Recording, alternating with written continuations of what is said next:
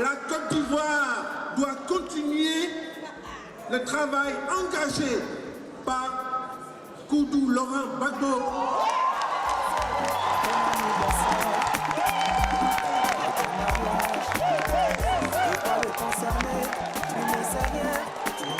Nous recueillons les propos de certains responsables avant l'allocution qualifiée de bombe que va faire le conférencier, l'emblématique Awa Dombello.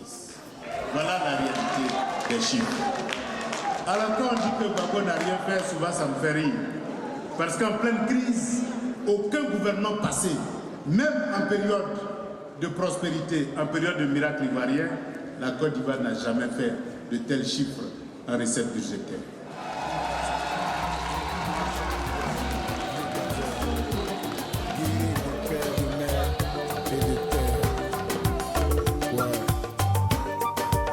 Maître Amon Philippe, c'est pas petit avocat.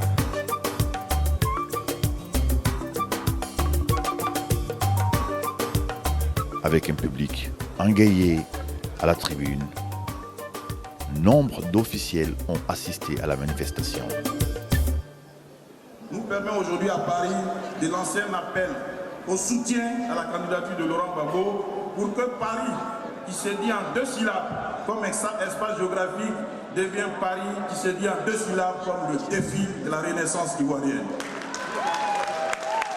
Chers frères ivoiriens, il ne s'agit pas seulement du destin de la Côte d'Ivoire. Et le professeur Malik Ndiaye, dans un témoignage éloquent, vient de vous dire qu'à la suite du colloque international organisé à Yamoussoukro, Laurent Gbagbo vient d'acquérir sa dimension planétaire et mondiale, ce que vient de confirmer M. Dombello, directeur général du Bénin. Que nous avons à choisir entre le candidat de la liberté et puis l'asservissement.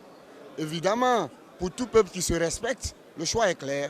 Le choix, c'est Laurent Gbagbo. Parce que Laurent Gbagbo va nous apporter va nous rendre notre liberté et notre dignité. Le président Gbagbo a mis en place un cabinet donc, qui est chargé de recruter les compétences au niveau de la diaspora. Ça ne s'est jamais vu. Il y a des Ivoiriens vivant à l'étranger qui ont fait partie de leur CV avec les photocopies de leurs diplômes qui sont recensés. Donc dès que nous gagnerons, dès que le président Gbagbo gagnera, il mettra en place une politique de promotion des Ivoiriens de l'étranger. Et c'est le seul qui l'a fait. Et c'est pour ça qu'il est de notre devoir de lui accorder une victoire éclatante dès le premier tour. D'abord, je leur donne rendez-vous le 1er novembre pour fêter la victoire au premier tour de Gbagbo Laurent. Et deuxièmement, je leur dis, en leur répétant un proverbe ivoirien, que Gbagbo va gagner, j'en suis sûr, mais la confiance n'exclut pas l'action et le contrôle de l'action. Plus on aura des bulletins de vote en faveur de Laurent Gbagbo, mieux on abordera la nouvelle ère de l'Afrique, la renaissance africaine. Je veux demander à chaque Ivoirien, enrôlé d'abord, je parle d'abord aux personnes enrôlées, de se lever comme un seul homme, et se présenter manifestement nombreux le 31 octobre pour soutenir le candidat Gbagbo.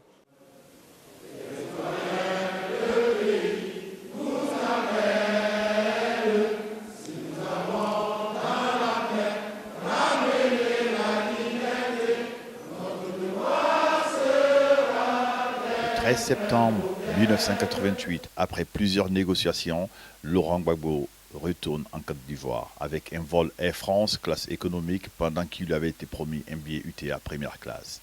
29 septembre 1988, Laurent Gbagbo fut reçu par Félix Houphouët-Boigny à sa résidence privée de Yamoussoukro. L'oiseau ne peut se fâcher contre son arbre.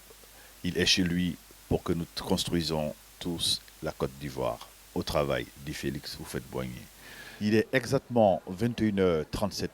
Je me rends au 24 boulevard Suchet, à l'ambassade de Côte d'Ivoire en France, pour une réunion des partis politiques concernant la délivrance demain matin des cartes nationales d'identité et des cartes d'électeurs.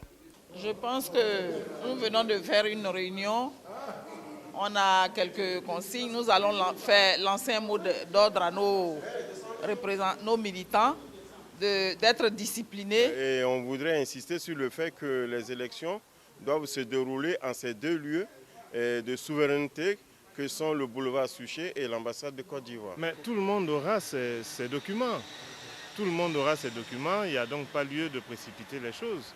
Nous avons pris nos dispositions, tous nos électeurs sont déjà prêts et les électeurs auront leur carte en temps et en heure de façon à ce qu'aucune voix ne manque à notre candidat parce que nous voulons que notre candidat gagne et nous allons le faire gagner dès le premier tour. C'est notre ambition et les équipes sont déjà sur le terrain. Les électeurs sont prêts. Dès demain, à partir de 5 h du matin, nos électeurs seront là pour être sûrs qu'à 10 h, quand le bureau sera ouvert, ils prendront leur carte. Mais ce que je voudrais dire, vous parlez d'appel. Ce n'est même pas un appel, c'est une prière. Une élection, comme on le dit, c'est une rencontre avec un homme et son peuple. Ils sont plusieurs candidats. Le candidat Laurent Gbagbo est l'enfant du peuple. Il a fait ce que personne n'a fait depuis nos indépendances. Il a apporté la démocratie en Côte d'Ivoire. Il a mis la Côte d'Ivoire sur, n'est-ce pas, dans le catalogue des pays qui, malgré la crise, ont résisté, ont su se battre pour que leur pays reste debout. Il l'a fait aujourd'hui, il le fera demain. Je crois à une nouvelle Côte d'Ivoire. Et je suis sûre que le prochain président qui va être élu va faire tout pour que la Côte d'Ivoire retrouve sa paix d'antan. Pour moi, Gbagbo est le mieux placé parce qu'il n'est pas rempli de haine par rapport à Alassane Ouattara. Je voudrais rappeler quelque chose aux Ivoiriens, qu'ils se souviennent au stade de Bouaké, ce qu'avait dit Alassane Ouattara. La Côte d'Ivoire, il y aura le feu en Côte d'Ivoire tant que je ne suis pas président de la Côte d'Ivoire. Et je pense que quelqu'un qui est vraiment ivoirien ne peut pas mettre le feu dans un pays parce qu'il n'est pas président. Parce que quand on aime son village, dans un langage familier, dans un adage ivoirien, on dit que quand on ne monte jamais son village avec sa main gauche. Et c'est ce qu'a fait Alassane Ouattara. Je m'appelle Inès et j'ai 11 ans. Je vis au Pérou et je suis d'origine ivoirienne. Comme c'est Laurent qui ramène la paix, je souhaite que vous votiez pour Laurent. Bonsoir. Les salauds ont mis le feu à mon paradis. Les salauds ont mis le feu au paradis. Ces salauds ont mis le feu à mon paradis. Les salauds ont mis le feu au paradis.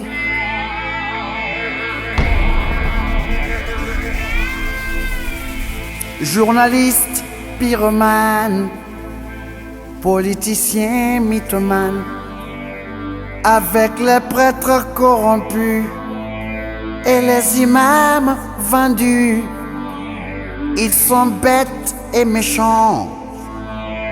Ils ont mis le pays à feu et à sang, bêtes et méchants. Ils sont bêtes et méchants.